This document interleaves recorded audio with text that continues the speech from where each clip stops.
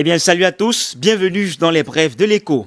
À compter du 1er avril 2020, les entreprises minières figurant sur une liste que vient de publier le ministre de l'Industrie, des Mines et du Développement technologique, Dodo Ndoke, ont un délai de 60 jours, c'est-à-dire 2 mois, pour restaurer les sites où elles viennent d'achever l'exploitation.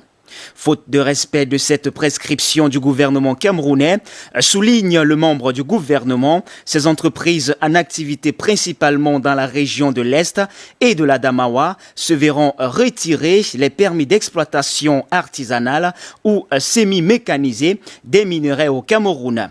Pour rappel, les trous béants laissés sur les sites miniers après exploitation par les entreprises dégradent non seulement l'environnement, mais surtout causent de nombreux morts sur les sites miniers. En effet, il n'est pas rare qu'en saison des pluies, les populations à la recherche des minerais se noient dans ces trous une fois remplis d'eau.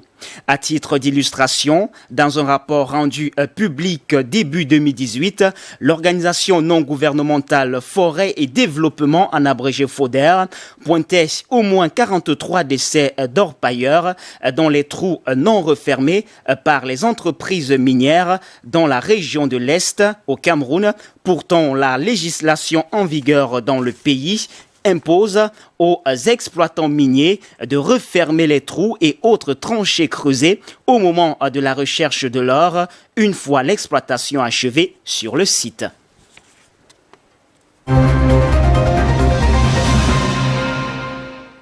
Et puis la délégation de l'Union européenne UE basée à Yaoundé informe que l'Union européenne soutient la lutte contre le coronavirus et sa pandémie au Cameroun.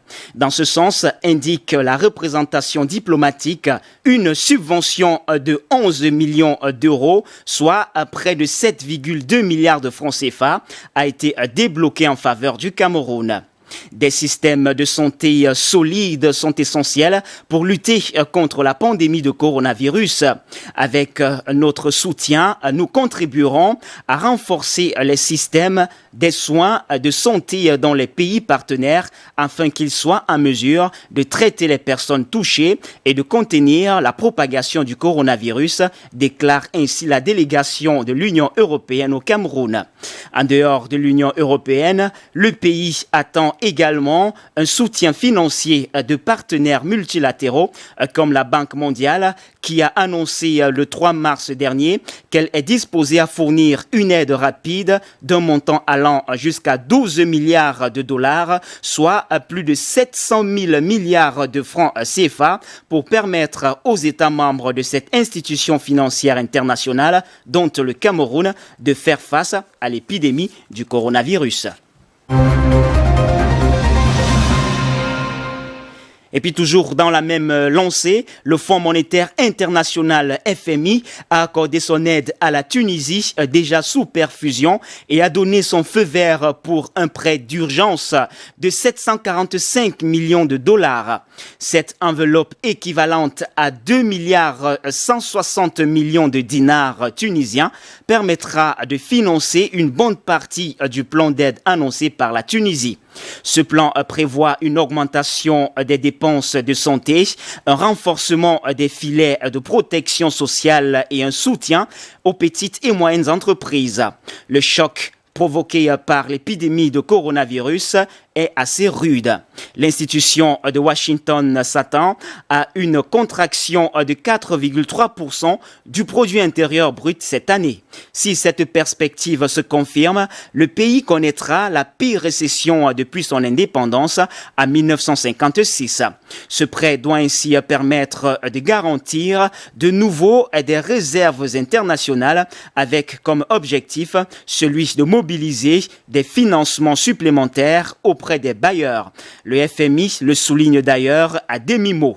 L'enveloppe débloquée pourrait ne pas suffire. L'institution appelle même les partenaires de Tunis à octroyer les prêts à taux référentiels, voire des dons pour éviter que la dette pèse davantage sur le pays.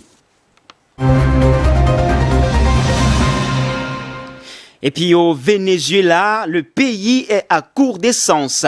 Le prix du baril est au plus bas. Le pays détient les plus grandes réserves connues dans le monde et pourtant ses stations-service sont à sec. Comment un pays qui déborde de pétrole peut-il manquer d'essence? Eh bien, parce que le pétrole et essence ne sont pas forcément synonymes.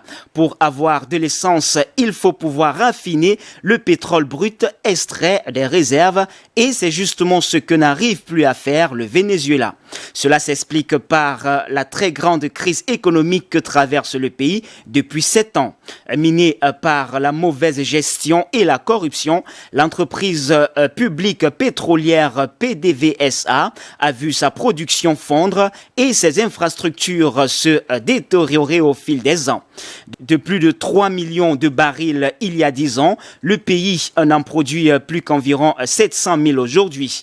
Et les fermetures successives de sites de raffinerie ne permettent plus d'en traiter que 100 000 barils contre plus de 1 million auparavant, si tant est que le pays arrive à importer des produits nécessaires au processus.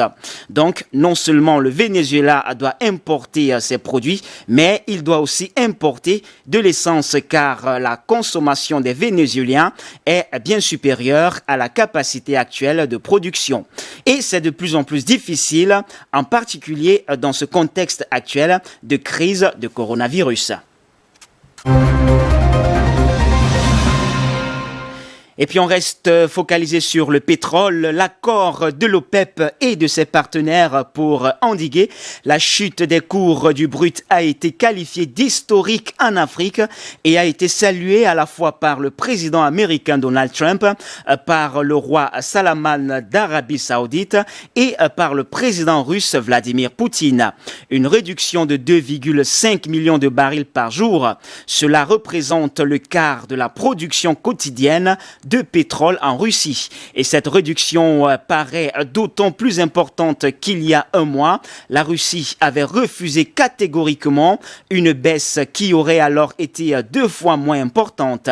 À l'époque, les experts avaient parlé d'un coup de poker de la Russie et de Vladimir Poutine qui préférait défier Riyad et Washington plutôt que d'accepter une nouvelle réduction de production.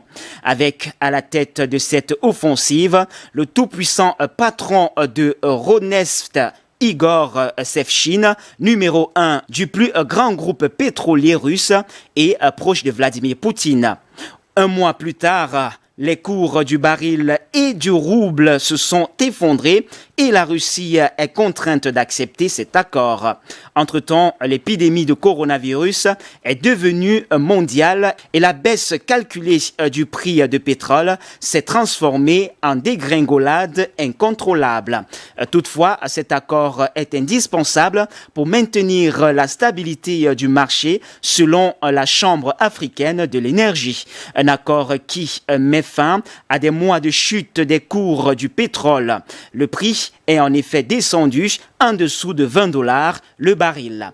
Eh bien, c'est tout pour les brefs de l'écho de ce jour, mesdames, mesdemoiselles et messieurs.